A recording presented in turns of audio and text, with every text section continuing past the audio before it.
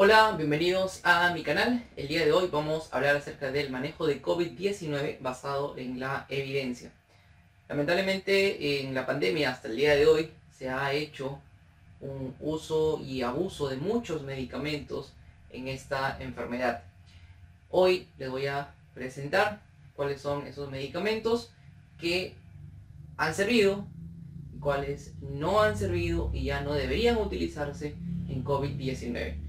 Todo esto no basado en lo que yo digo, en opiniones, en lo que escucharon por ahí, sino basado en evidencia científica.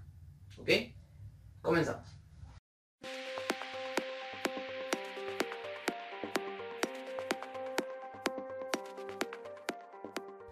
Muy bien, vamos a iniciar con esta frase.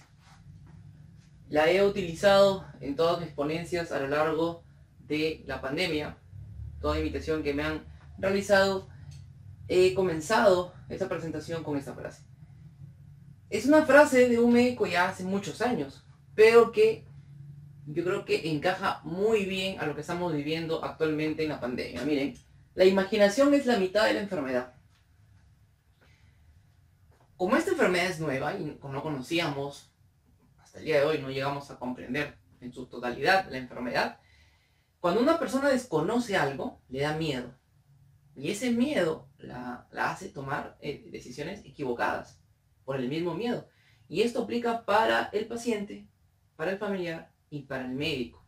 Entonces, cuando uno tiene miedo, empieza a imaginar, porque no conoce, empieza a imaginar, y eso ya complica la situación. La tranquilidad, en cambio, es la mitad del remedio. Muchos me preguntan, doctor, entonces si estos medicamentos no sirven, ¿qué es lo que se le tiene que dar al paciente?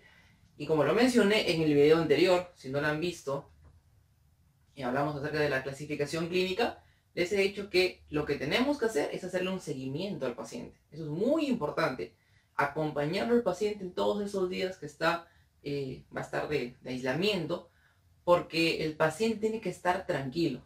Si el paciente no siente que no tiene una compañía, que no tiene una buena orientación, va a terminar yendo a la farmacia y le van a dar cualquier cosa que puede complicar su salud. Por eso que la tranquilidad ya de por sí es la mitad del remedio.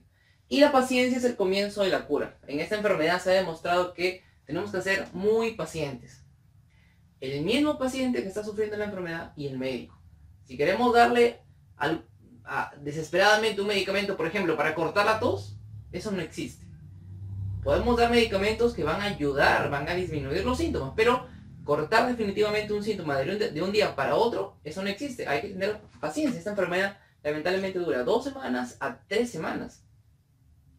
Incluso, y ustedes saben, si hay pacientes que ya han tenido COVID, me están escuchando, existe lo que es el síndrome post-COVID, síntomas que quedan después de la fase aguda. Por lo tanto, repito, tenemos que tener bastante paciencia con esta enfermedad y no caer en la desesperación, porque eso es lo que ha ocasionado que se automedique o que reciban indicaciones exageradas, que vayan a la farmacia y se les dé cualquier cosa, y al final eso termina complicando la situación. Muy bien, quiero comentarles que como todos los videos va a aparecer en la parte inferior la referencia, la fuente de donde yo estoy sacando esta información. Hay un artículo que vi, lo he traducido. Este es un esquema que estaba en inglés, pero lo he traducido para que ustedes puedan verlo. El artículo habla acerca de la medicina sensata, le llaman así. Y esta medicina sensata, que es la medicina basada en evidencia, nos habla de que nosotros tenemos que actuar y darle al paciente, indicarle medicamentos, pero basados no solamente en lo que pudo haberme servido a mí con mis pacientes, y por eso lo recomiendo a todos, no necesariamente. Entonces la experiencia es buena, sí, pero tiene que estar de la mano con una evidencia que lo sustente. Y como ustedes pueden ver en este esquema, hay dos extremos. El nihilismo médico, que se refiere a que los médicos que no creen en nada y no quieren dar nada. Eso es para toda enfermedad, no solamente para COVID. Y por otro lado, los médicos que practican esto, que es el intervencionismo agresivo, que quieren dar de todo. Entonces, nosotros tenemos que estar en un equilibrio, en el centro. No tampoco caer en el extremo de no dar nada y no hacer nada, o ya tampoco podemos caer en el otro extremo, de querer hacer de todo. Ninguno de esos extremos es bueno, tenemos que estar en un punto de equilibrio. ¿Sí? Eso es lo que vamos a hablar hoy día. Y quiero comentarles cómo comenzó esta historia de los fármacos, de dónde nace la idea, por ejemplo, de utilizar un medicamento u utilizar otro. O sea, ¿por qué, por ejemplo, el primer medicamento que se pensó podría funcionar para COVID-19, ustedes se acordarán, fue la hidroxicloroquina? Pero ¿por qué la hidroxicloroquina? Este es un medicamento que ya ha existido, se utilizaba en muchas enfermedades reumatológicas, ya ha existido. Pero ¿a quién se le ocurrió decir, ¿y por qué probamos con este medicamento y no con otro? Ahí les voy a explicar. Han habido estudios, por ejemplo, donde se analizaron posibles mecanismos de acción del medicamento contra el virus. O sea, se hizo experimentos y se dijo, bueno, este medicamento puede hacer esto para evitar la replicación del virus, entonces vamos a probar. Ya. Entonces, por ejemplo, con este artículo, que ya es un artículo antiguo ya, el año pasado, primeros meses del año pasado, ya una información que ya no se considera actualizada. Acá, por ejemplo, se menciona que el virus, al momento de ingresar, va a formar unos endosomas y aquí, por ejemplo, la hidroxicloroquina lo que va a hacer es romper.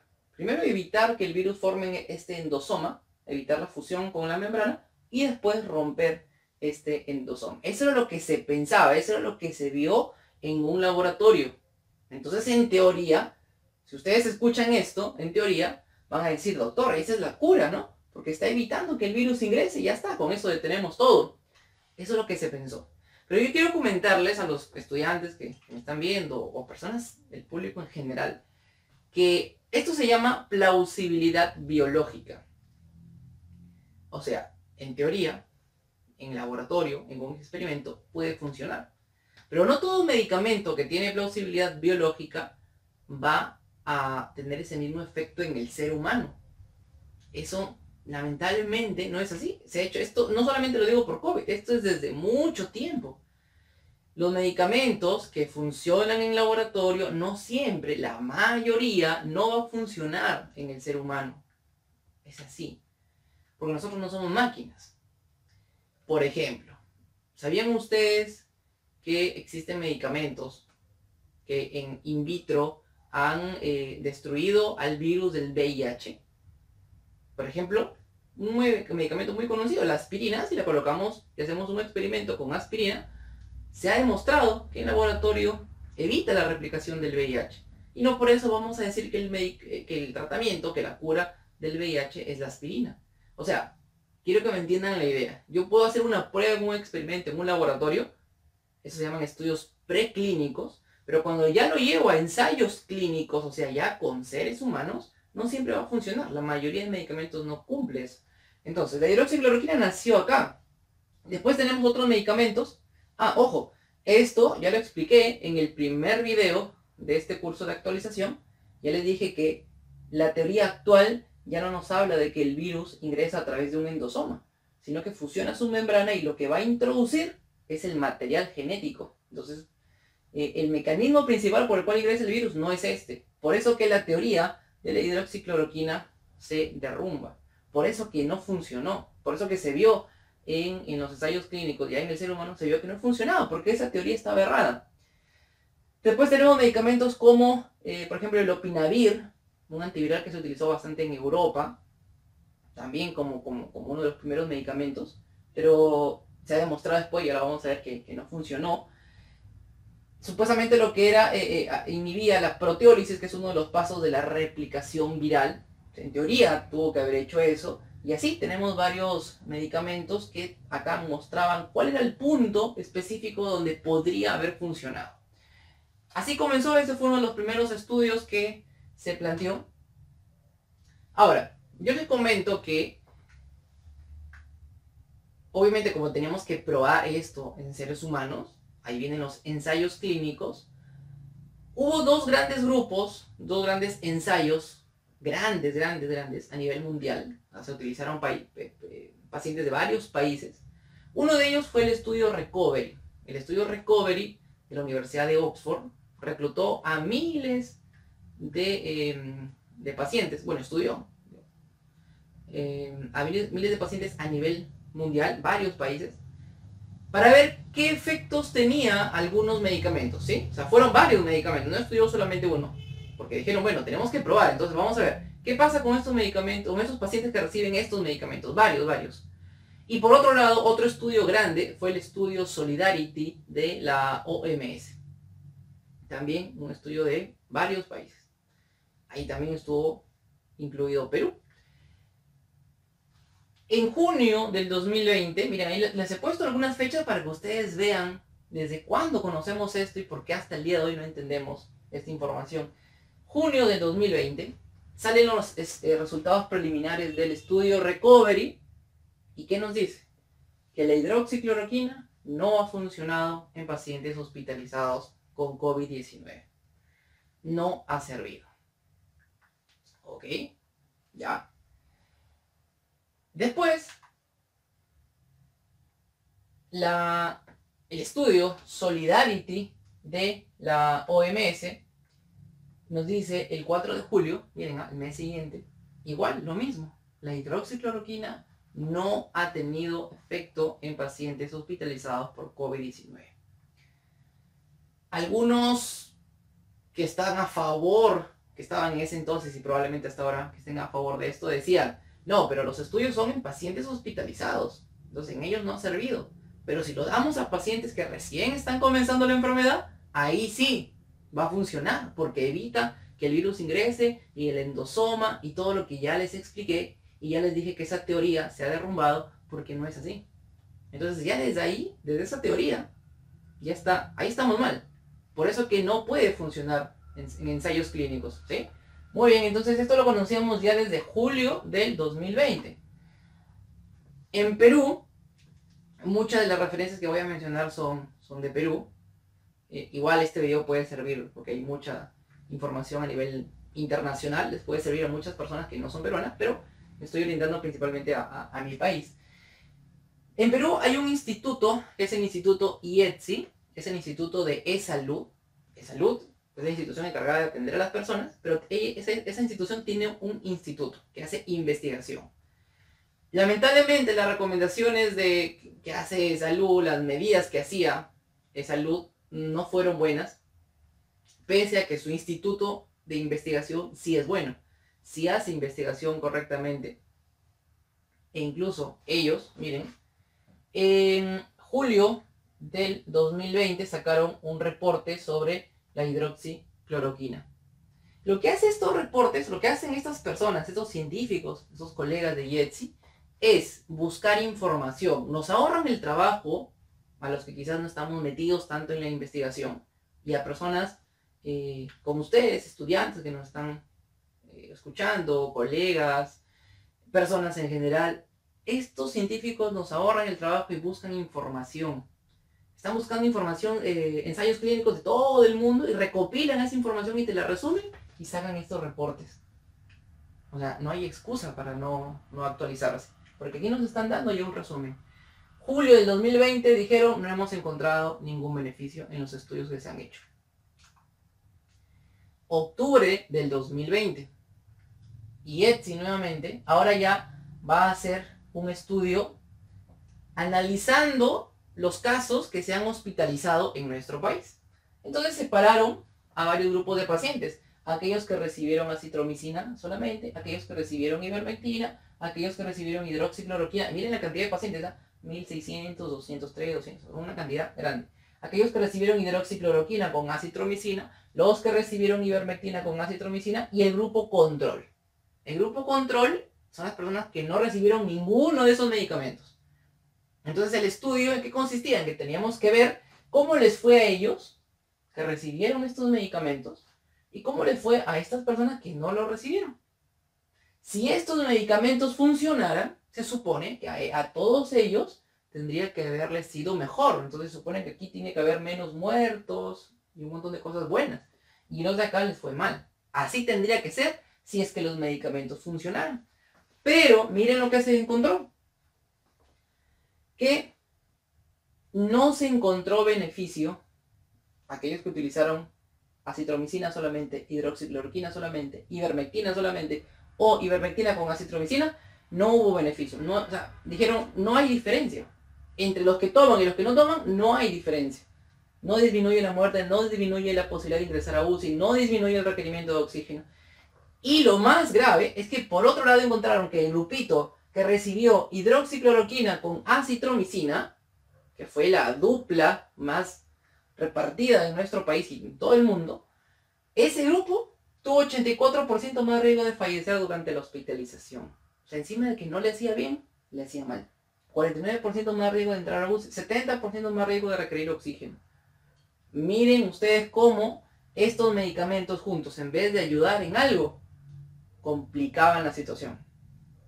Y yo quiero explicar esto con ejemplos sencillos y con cosas que yo veo en las redes sociales. Y es más, yo sé que aquí abajo en los comentarios van a empezar comentarios negativos, de personas diciendo este doctor no sabe nada, ¿no? Yo ya me sé de memoria los comentarios. Y entonces van a haber personas que aquí van a decir, esto es falso, yo tomé estos medicamentos y no me pasó nada. Yo tomé estos medicamentos, mi mamá, mi tío, mi familiar tomó los medicamentos y se recuperó. Entonces, tienen que ver el video anterior. ¿Se acuerdan que les dije que más o menos 90% de los casos va a ser leve y moderado? Así es. Y en esos casos leves moderados, así no tomes nada, la enfermedad va a ser leve moderada. ¿Me entienden? O sea, de 100 pacientes, 90 se van a recuperar solamente con medicamentos sintomáticos, porque no hay algo que tú les puedas dar que ataque al virus, no.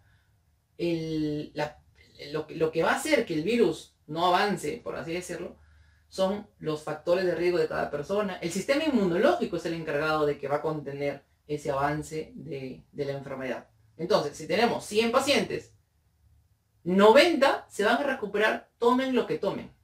Pero si yo a los 100 les doy, por ejemplo, ivermectina, yo voy a decir, doctor, pero 90 se recuperaron tomando ivermectina.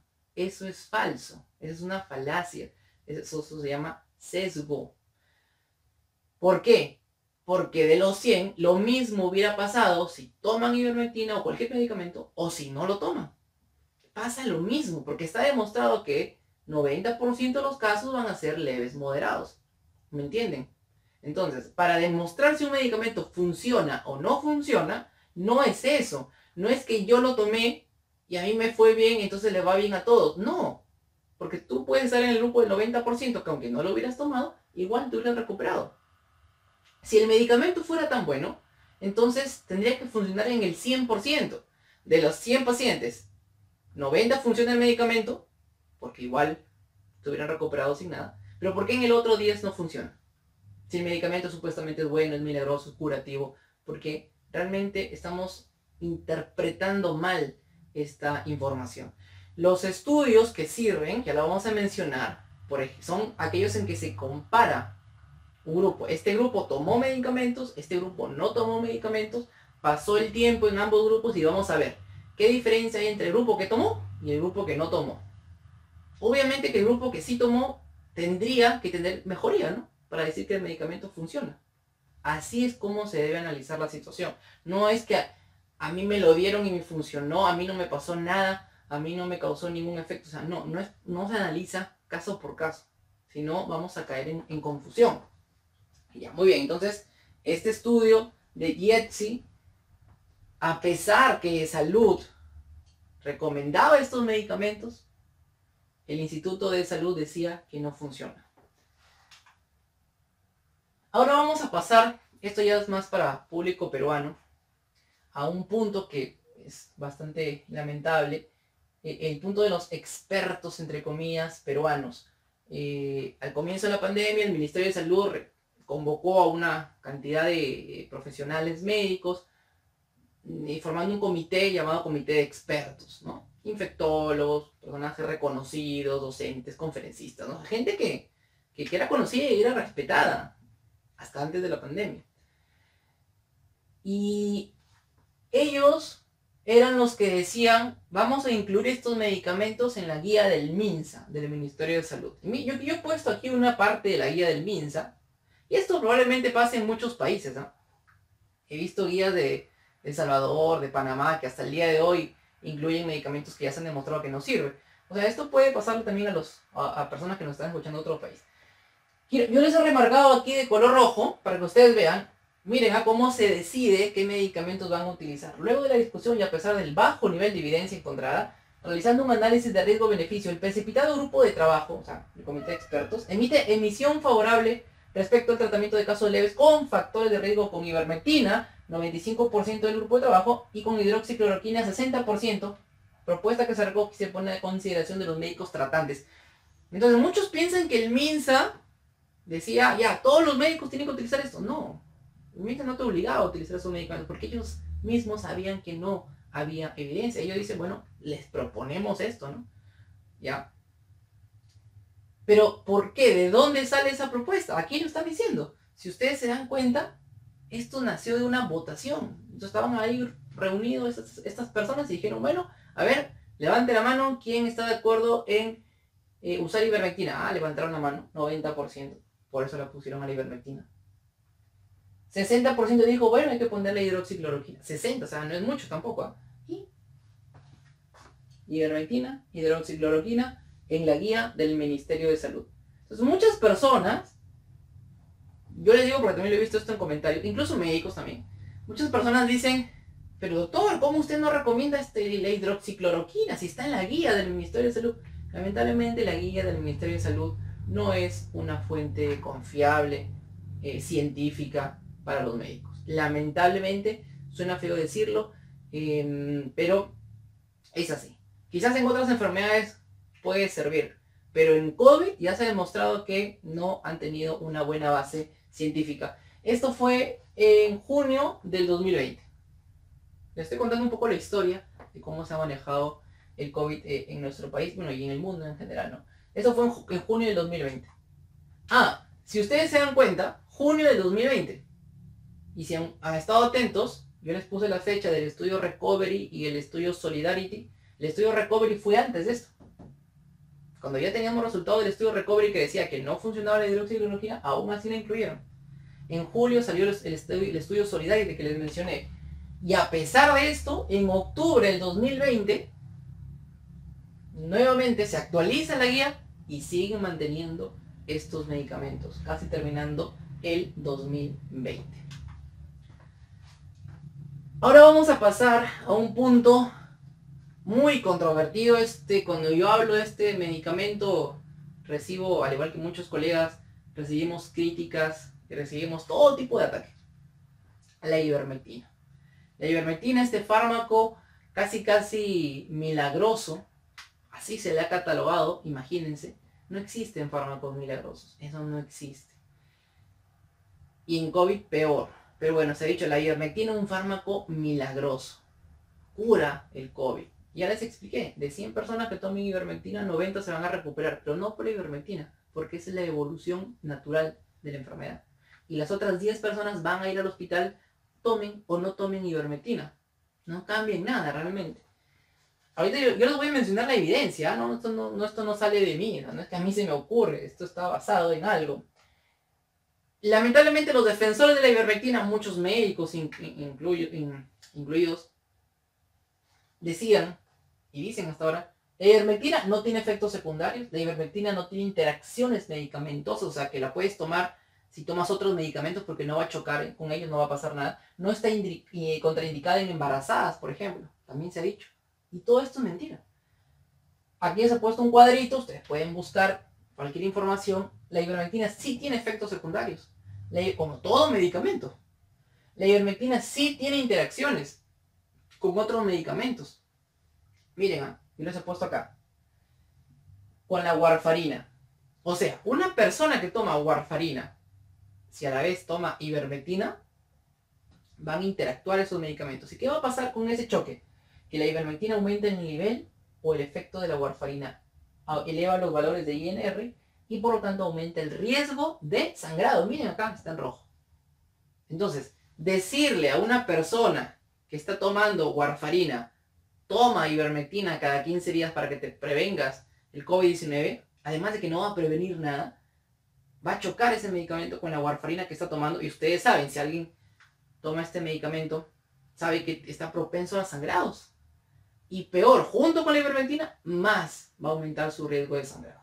En vez de hacerle bien, estamos haciendo mal a esa persona. Han dicho que no está contraindicada en embarazadas. Hay muchos estudios, acá les pongo uno, un metaanálisis. Cuando uno dice metaanálisis son estudios, es como hacer un estudio de varios estudios. Eso es un estudio más grande, mucho más grande. Ese es un metaanálisis. Y aquí se dice, y se sabe desde antes del COVID, que la ivermectina no se debe usar en embarazadas. Eso se sabe desde antes del COVID. Entonces no puedes darle a una embarazada ivermectina. Aquí está el link de la referencia. Ahora, esta es la parte importante. Quiero comentarles de dónde nació la ivermectina. Yo les estoy contando toda esta historia, cómo ha evolucionado toda esta historia de los medicamentos en COVID. Miren, el artículo que originó esta era de la ivermectina fue este, ¿ya? Yo estoy seguro que lo han visto ustedes, eso se ha compartido por WhatsApp, por todo lado, ¿no? Entonces, personas que no saben, primero que no saben inglés, y segundo que no saben leer el artículo, que probablemente ni siquiera han leído nada, solamente han visto el título, dicen ya, esta es la prueba, un artículo, mira, está en una revista reconocida, ya esta es la prueba para usar ivermectina. Y por esto, aunque ustedes no lo crean, por esto está utilizándose la ivermectina. Miren, ¿qué dice acá? Entonces muchos dicen, miren, la FDA ha aprobado la ivermectina porque evita la replicación del virus. Muchos piensan eso, pero este título no dice eso. Dice, la ivermectina, un fármaco o una droga aprobada por la FDA inhibe la replicación del SARS-CoV-2 in vitro. No dice que la FDA ha aprobado la ivermectina para uso en el COVID. Dice, la ivermectina, un fármaco aprobado por la FDA, porque es verdad, la ivermectina está aprobada por la FDA, pero no para COVID. Está aprobada porque ya se ha utilizado desde hace mucho tiempo como un antiparasitario. Esa es la aprobación que tiene. Entonces, es verdad, es un fármaco, sino que lo han puesto ahí y eso te hace confundir. Es un fármaco que está aprobado por la FDA y que efectivamente, eso sí es verdad, inhibe la replicación del SARS-CoV-2 in vitro. Entonces, este estudio demostró que al colocar gotitas de ivermectina en una placa donde había COVID, el SARS-CoV-2, 48 horas después, se inhibía su replicación. Entonces, nuevamente lo que ya les expliqué, muchas personas que no saben dirán, doctor, ahí está la cura. Si estamos viendo que la ivermectina evita la replicación en este experimento, ya está, hay que pasarla, hay que usarla en humanos y va a funcionar. Pero ya les dije, la mayoría de estos casos no funciona. Se tiene que probar, sí se tiene que probar, pero la mayoría, sabiendo que la mayoría no va a funcionar, porque así es, lamentablemente. Bueno, pasaron a usarse en humanos. Yo les comento que la dosis que funcionó en este experimento es mucho, mucho más alta que la dosis que utilizamos. Esas gotitas que tú tomas, una gota por peso, 2 gotas por peso, eso no es nada. Tendrías que tomar 50 veces eso para que recién tenga este efecto. Entonces es imposible, no podemos utilizar la dosis que se utilizó aquí, por la cual funcionó, si la aplicamos al ser humano en una dosis altísima, demasiado, o sea, sería completamente imposible consumir eso. Pero bueno, aún así algunos la utilizaron. Entonces, ¿cómo tendríamos que comprobar si esta teoría, esto de experimentos, esto que es un ensayo preclínico, antes de ser en humanos, cómo tendríamos que comprobar si realmente funciona? Para eso vienen los ensayos clínicos en seres humanos, que ya les voy a mencionar algunos. Entonces así comenzó. Existieron grupos, acá sí, realmente se formó, esto se ha formado, es una religión la ivermectina, mesías de la ivermectina, se formaron grupos, sectas, o sea, ha sido todo un caos a nivel mundial.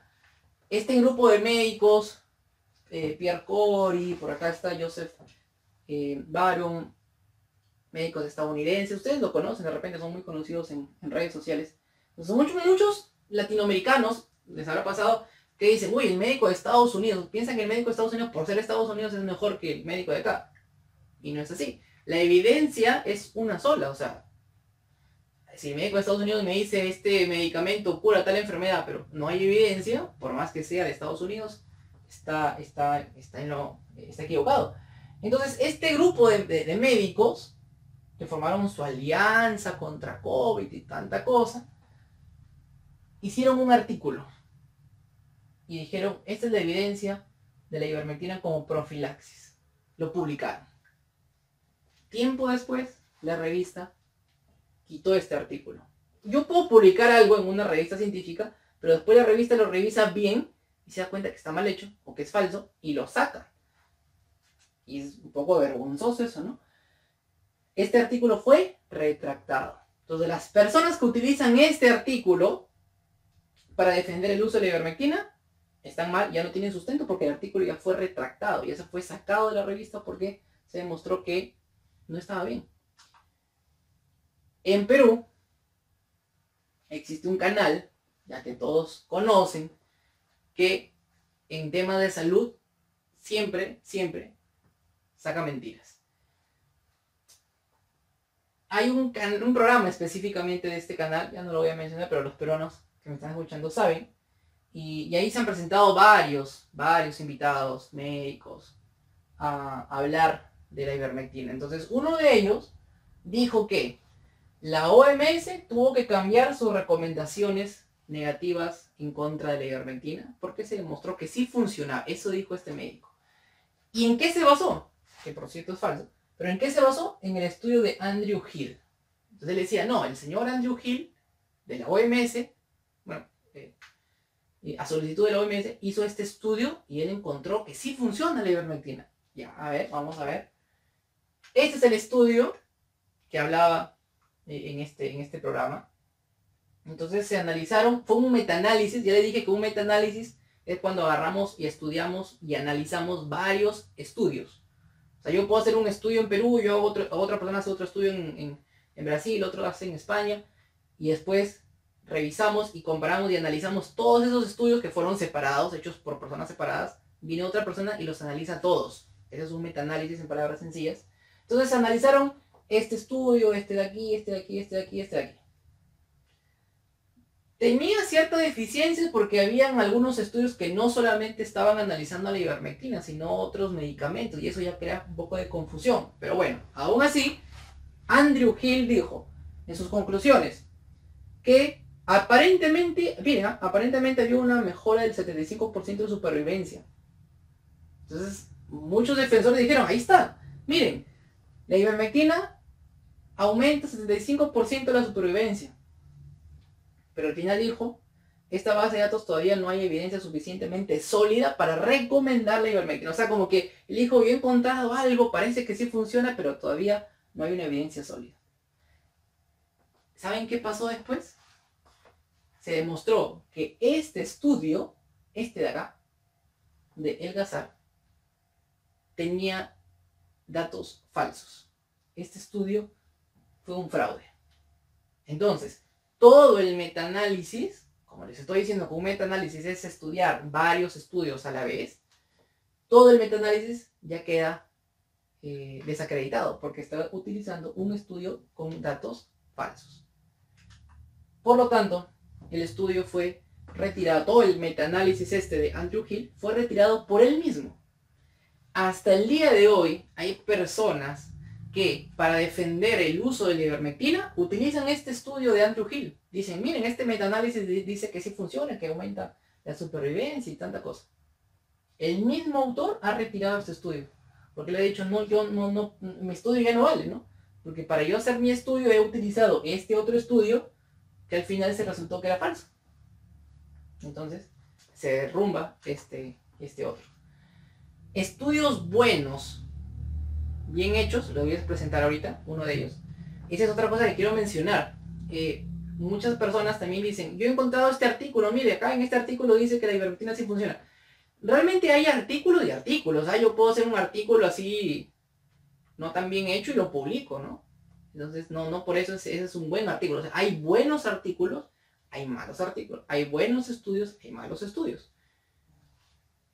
¿Cuándo sería un estudio bueno? Cuando tú agarras un grupo de voluntarios, a un grupo, más o menos la mitad le das ivermectina y a la otra mitad no le das nada, placebo. Pasa el tiempo, paramos el estudio y decimos, a ver, vamos a ver, ¿qué ha pasado en este grupo que le hemos dado ivermectina? ¿Cómo les ha ido cuando se han contagiado con COVID? ¿Y cómo les fue al otro grupo que no tomó nada?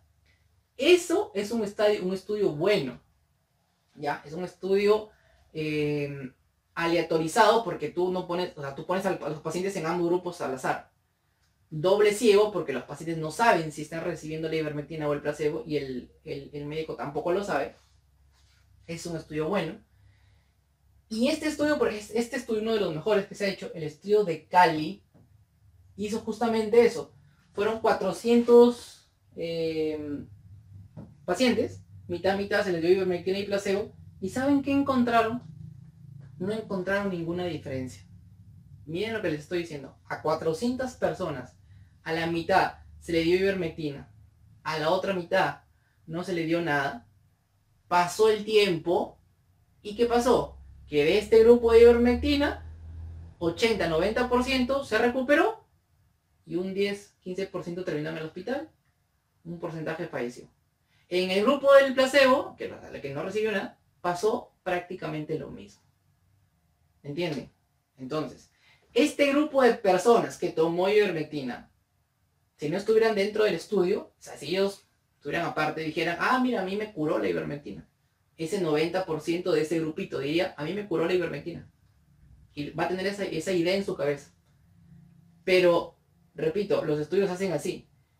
Este grupo que se da ivermectina, si hubiera funcionado, tendría que haber visto mejorías, no en el 90% de ese grupito, porque ese 90% le iba a ir bien de todas maneras, sino que tendría que haber disminuido la cantidad de pacientes que se hospitalizan, disminuido la cantidad de personas que mueren. Ahí estaba la evidencia.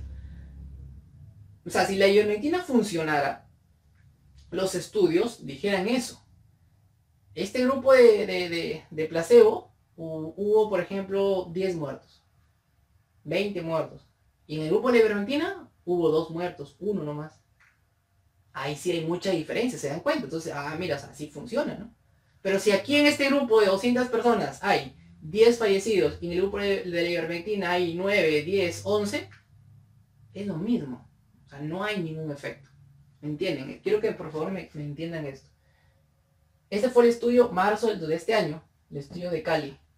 Tenemos otro estudio, meses después, julio de este año. Este es el estudio Ibercorp. Igual, se utilizó una cantidad de personas, acá fueron un poquito más,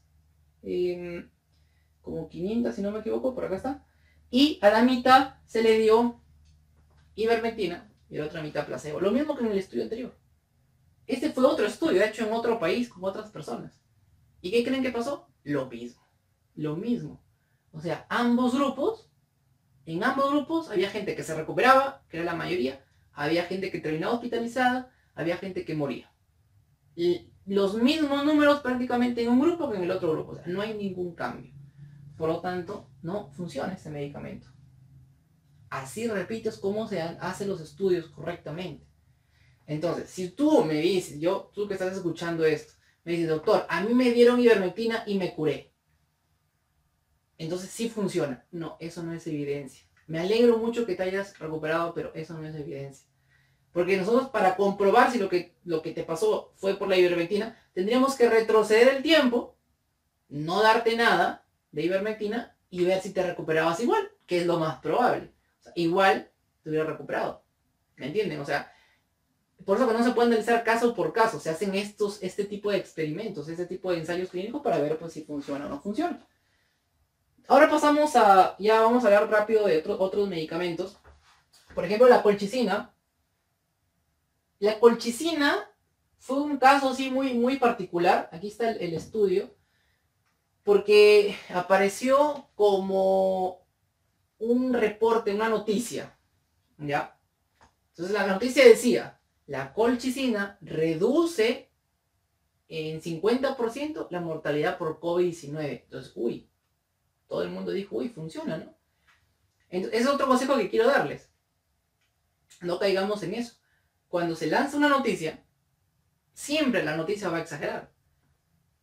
hay que esperar nosotros el estudio. En ese momento no salía este artículo, que es el artículo científico, el estudio que había que leer, todavía no salía, solamente salió la noticia, ¿ya?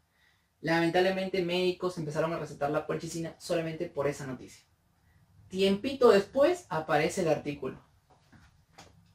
Mira el artículo. ¿Qué dice este artículo? Miren, fue un estudio bien hecho, como les comentaba. Un grupo recibió colchicina, más de 2.000 personas, y más de 2.000 personas recibió placebo. Entonces dijeron, ahora vamos a ver qué pasa en uno y en otro grupo. En el grupo de la colchicina hubo 5 fallecidos. En el grupo del placebo hubo 9 fallecidos. Entonces la noticia decía, la colchicina reduce en la mitad aproximadamente la mortalidad. O sea, de 9 a 5. Entonces muchos dirán, ahí está, doctor, ahí está la diferencia. No, pues porque esta diferencia es muy pequeña. Esto estadísticamente no es significativo. O sea, esto puede salir al azar. O sea, no hay una razón que justifique o que nos diga que porque hay una pequeña diferencia ya el medicamento es mejor. No, o sea, no es así. Cuando el medicamento realmente funciona, si en el placebo salen 9, acá sería 1 o ninguno, ¿sí? O que hayan 20, 2, que hayan 40, 50, 100, 1. O sea, hay mucha diferencia. Pero 9, 5, realmente no. Por lo tanto, y además, no solamente salió este estudio, han salido otros más después, pero este fue el más conocido.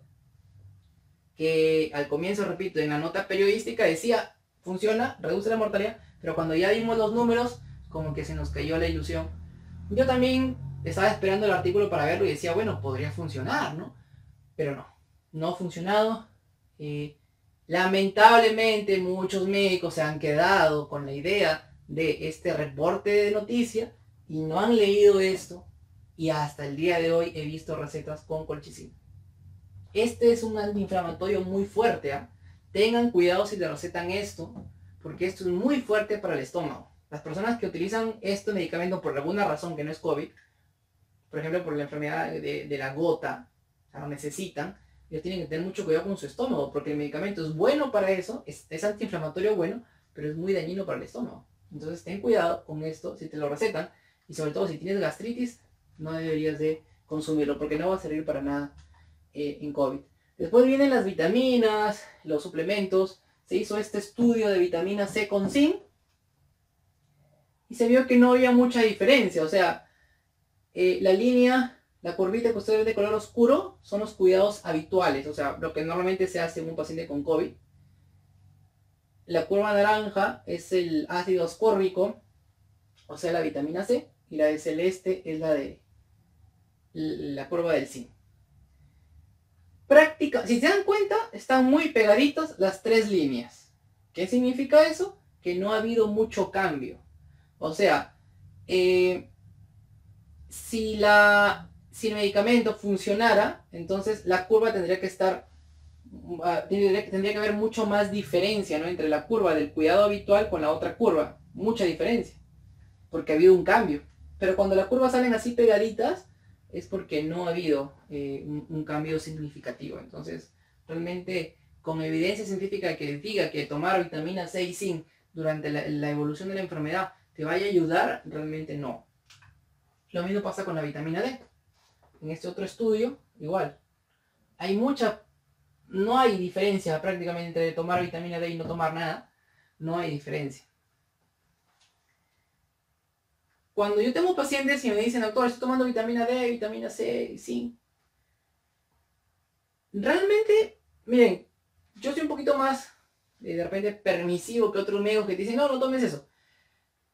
Yo realmente les diría, si quieren tomar algo, o sea, si de todas maneras van a tomar algo, bueno, es mejor que tomen vitamina D, C y zinc, a que tomen hidroxicloroquina, ivermectina, citromicina, ¿no? O sea, si tú sientes que te va a hacer bien y quieres tomar algo para esperar que te ayude, bueno, ya, puedes tomar esto, ¿no? Pero que esté demostrado realmente científicamente que vaya a funcionar, no lo está, ¿ya? Por último, el dióxido de cloro. ya realmente no quiero entrar mucho en detalle porque esa es otra religión que se ha creado en el mundo.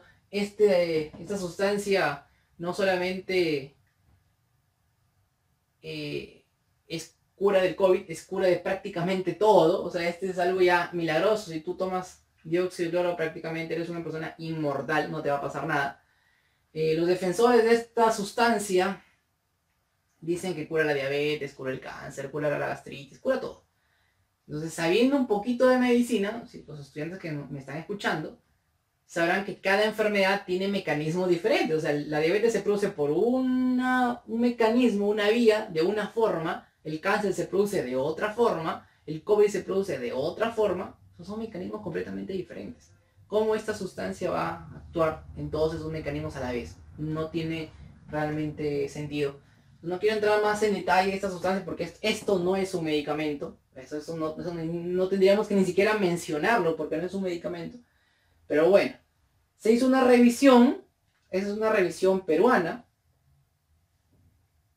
Nuevamente les digo, ¿qué es una revisión? Estas personas, estos médicos, estos investigadores, nos ahorran el trabajo y se ponen a investigar y buscar en varias fuentes de estudios a ver qué encontramos de un medicamento, ¿no? O de alguna sustancia. Entonces, ¿ellos qué encontraron? Nada. No encontraron ninguna revisión, ningún estudio que demuestre que el dióxido de cloro funciona para algo. Ni siquiera para COVID, no funciona para nada. Tengan cuidado con esto. Lamentablemente, sé que por acá de repente va a llegar algún defensor de esta sustancia. Ese ya es un tema aparte. Ya no quiero entrar mucho en esto, porque realmente esto no tendría que ni siquiera ser mencionado porque no es un medicamento. Bueno, no todo es malo. Hay medicamentos que sí han demostrado ser buenos en casos de COVID, pero en casos de COVID severo. ¿Cuáles son estos medicamentos? La dexametasona. En el estudio Recovery, que les mencioné hace poco, que era un estudio en el cual se habían analizado varios medicamentos, uno de ellos que sí funcionó fue la dexametasona. Esto se publicó el 16 de junio del año pasado y hasta el día de hoy se está utilizando en pacientes con COVID severo, en una dosis de 6 miligramos, ya sea por vía oral o endovenosa, cada 24 horas. ¿Por qué les digo que en pacientes severos hay que tener mucho cuidado? Porque se ha visto, lo voy a mencionar acá, que sirvió en ese tipo de pacientes en estos estudios. Miren, la dexametasona redujo la mortalidad en 1/3 en pacientes con ventilación mecánica, o sea, en UCI, y en 1/5 en pacientes que estaban recibiendo oxígeno. O sea, pacientes severos y críticos. No se debe utilizar dexametasona en casos leves y moderados. ¿Qué diferencia hay entre estos tipos de casos? Lo he explicado en unos videos anteriores, en la clasificación clínica. Para los que no han visto el video, se lo resumo muy sencillo. Casos leves y moderados son aquellos donde la saturación no baja.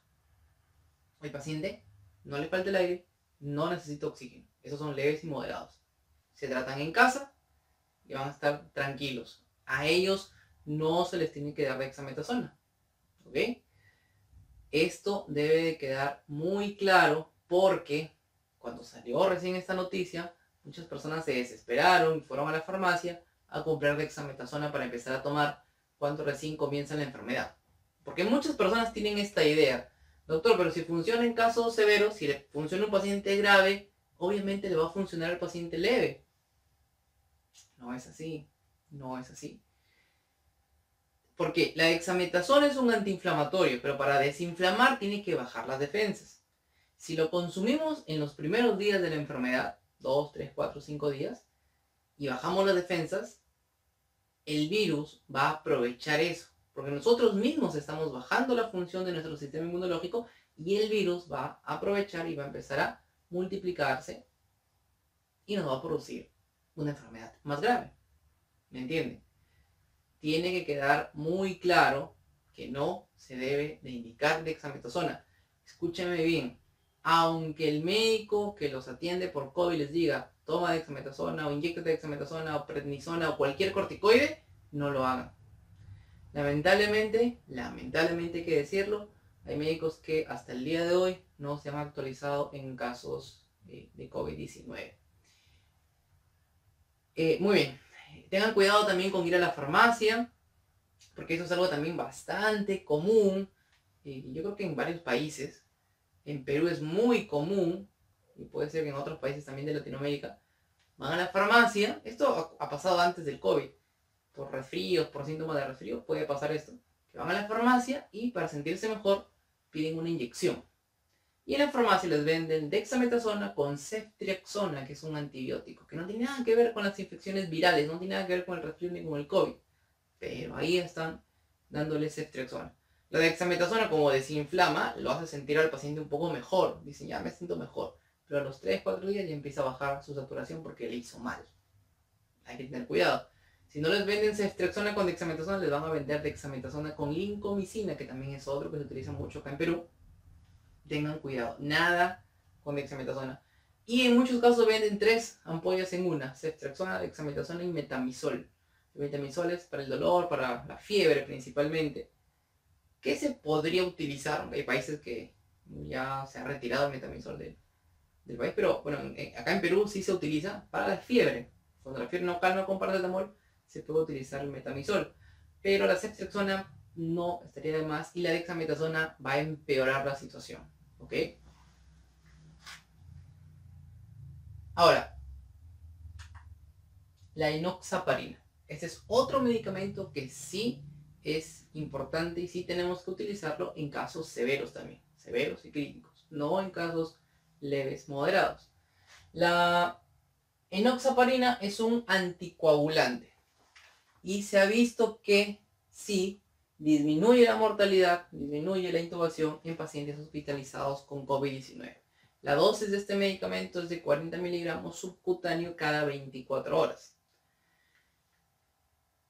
Esto tiene que ser o es de manera profiláctica. Esa es una dosis profiláctica para prevenir una coagulación, para prevenir trombosis. Si el paciente ya tiene demostrado trombosis, ahí viene una dosis terapéutica, que es diferente, es más.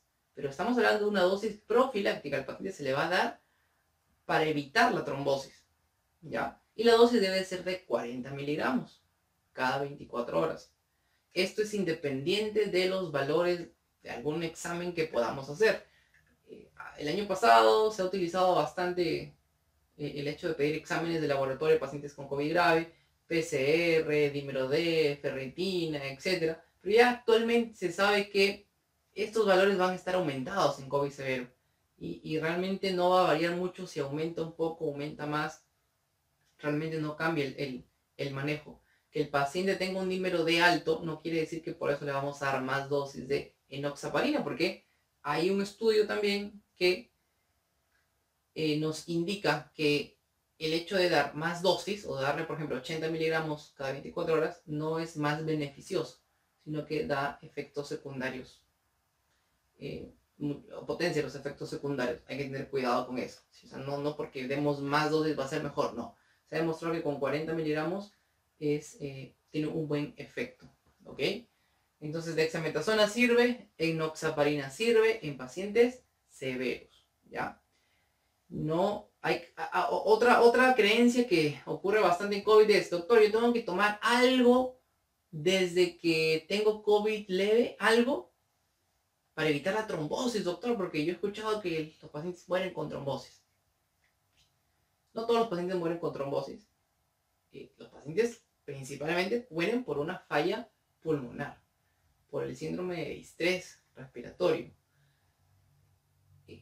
Hay casos de trombosis, sí, se descubrió, en verdad, se vio que había casos de trombosis, sí, por eso se da la enoxaparina, pero no significa que desde el comienzo de la enfermedad, que desde que soy COVID, tengo COVID leve, ya tengo que tomar algo para evitar la coagulación, para evitar la trombosis. No, esa desesperación nos va a llevar a cometer errores. En Perú hubo un médico que se hizo conocido porque recomendó warfarina, anticoagulante, a los pacientes. Tome su warfarina, tome su prednisona, decía. Tome paracetamol, warfarina, prednisona al comienzo de la enfermedad para evitar que se complique. Peor llegaban los pacientes con esta receta. La gente llegaba sangrando al hospital. se reportaron casos, ¿sabes? Personas que llegaban con sangrados por la nariz, por el aparato digestivo, tosiendo, por todos lados sangraba. ¿Por qué? Porque les habían dicho que tomen warfarina, que es un anticoagulante. Entonces, por el miedo de terminar con coagulación, trombosis por el COVID, tomaron anticoagulantes y terminaron con sangrados. Por eso repito lo que dije al comienzo. El miedo, el desconocimiento, el no conocer algo nos da miedo. Y el miedo nos hace actuar de forma equivocada. La aspirina también está demostrado que no sirve para evitar complicaciones de COVID. No sirve. Entonces, nada de estar tomando anticoagulantes, eso ya debió quedar en el año pasado. También hay otro médico que dice que el tratamiento del COVID-19 tiene 3 pilares: antiinflamatorios, anticoagulantes y antibióticos. Eso también es un completo error. Los antiinflamatorios, si se refiere a los corticoides, no puedes darlo al comienzo, porque ya les expliqué que vas a bajar las defensas y vas a complicar la situación. Lo das solamente en casos severos. Si se refiere a antiinflamatorios no esteroideos como naproxeno, ibuprofeno, puede ser para calmar los síntomas, pero eso no debe evitar que la enfermedad avance. Antibióticos no se deben utilizar.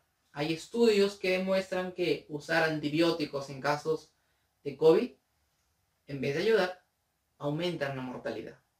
¿Por qué? Muchos dicen, doctor, yo uso antibióticos para prevenir, primero algunos dicen para tratar infecciones bacterianas sobreagregadas. O sea, ¿qué quiere decir? Que la persona como está debilitada, aparte que tiene COVID, se mete en las bacterias. Entonces hay que usar antibiótico para eso. Algunos dicen, no, yo doy antibióticos porque para prevenir las infecciones bacterianas. Hay que tener cuidado con eso, porque el antibiótico no sirve para prevenir. Tú das antibiótico cuando ya hay una infección bacteriana, ahí hay que darle antibiótico. Pero si yo tomo antibiótico ahorita, por ejemplo, en este momento que no tengo infección bacteriana, no voy a prevenir una infección bacteriana. Más bien voy a aumentar la probabilidad de tenerla. ¿Por qué? Porque ese antibiótico que yo estoy tomando va a matar a las bacterias buenas que nosotros tenemos en nuestro cuerpo. Todos vivimos con bacterias en nuestro cuerpo, en el estómago, en la garganta, en varias partes del cuerpo. Y si tomo antibiótico, voy a matar a esas bacterias buenas y no va a haber quien me defienda cuando ingresen bacterias externas ajenas a mi cuerpo. Porque esas bacterias de mi cuerpo normalmente me defendían. Y si yo mato a esas bacterias, voy a quedar más susceptible y va a ser más probable que me infecten bacterias que vienen de afuera. Por eso no se utiliza antibiótico en casos leves donde no hay infección bacteriana sobreagregada, adicional al COVID. Ahora muchos dirán, no, pero puede haber COVID y puede haber otra infección sobreagregada. Lo que se sabe es que realmente un 5% de los casos sí tienen infecciones bacterianas sobreagregadas, o sea, COVID más una infección bacteriana, pero son muy pocos. ¿Eh? Si uno detecta que el paciente tiene signos de infección bacteriana adicional, ahí sí hay que dar antibiótico por esa infección, no por el COVID. Pero en la mayoría no, o sea, no tenemos que darle a todos. Decirle que eso es una base del tratamiento, que a todos hay que darle antibióticos, esa es una de las cosas que está ocasionando que Perú esté en el ranking por mortalidad en el mundo.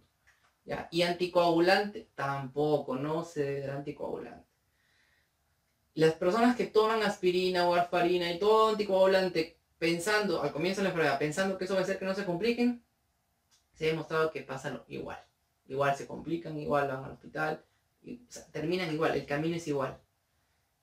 Y si eran casos leves y no se complicaron, o sea, si estaban en el 90% que iban a ser casos leves, igual no se van a complicar con anticoagulante o sin anticoagulante.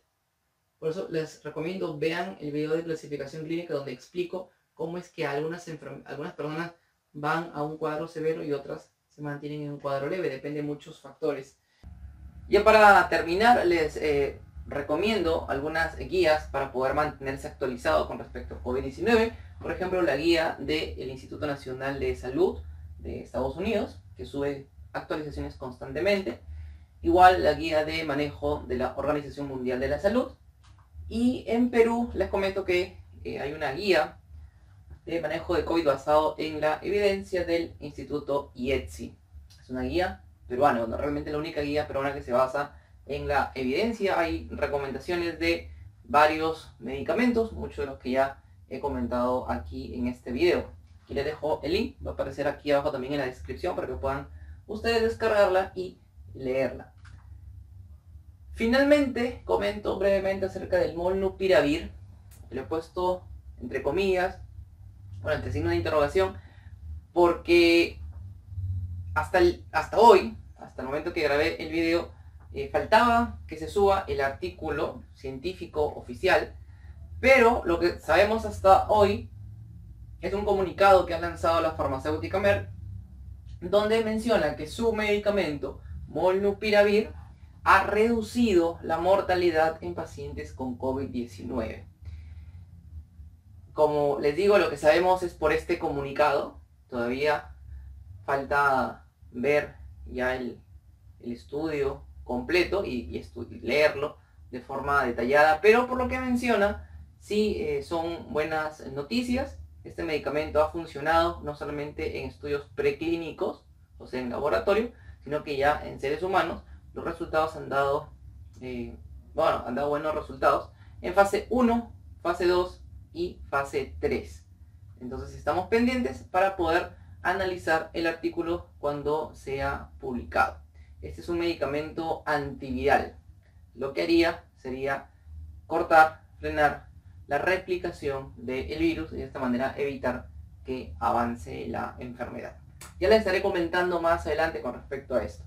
Terminamos, hemos hecho una revisión con respecto a el manejo farmacológico, los medicamentos que se tienen que utilizar. He hecho realmente una pequeña revisión, principalmente de lo que ocurre en Perú. Muchas de las cosas que he mencionado es probable que también haya pasado y esté pasando en otros países.